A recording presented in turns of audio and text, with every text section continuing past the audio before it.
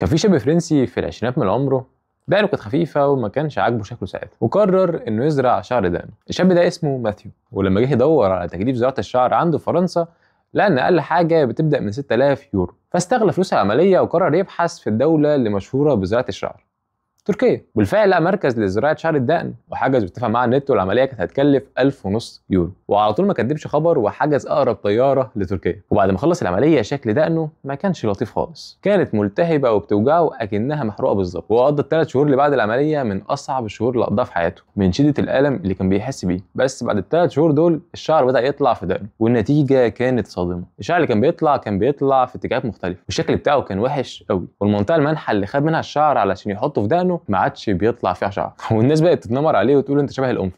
وصاحب قصتنا النهارده للاسف انتحر بسبب التشوهات اللي حصلت في وشه. فبعد ما انتحر الناس حبت ترجع للمركز اللي زرع له الشعر، لان الملام في الموضوع كله هو الدكتور اللي زرع له الشعر ده. والصدمه هنا اللي عمل له العمليه ديت ما كانش دكتور اصلا ولا ليه علاقه بالطب، وطلع سمسار عقارات. وبكده نتعلم من قصه ماثيو ان مش اي حاجه نشوفها على النت نروح نجربها، وقبل ده كله طبعا نرضى بشكلنا، لان ربنا خلقنا في احسن تقويم.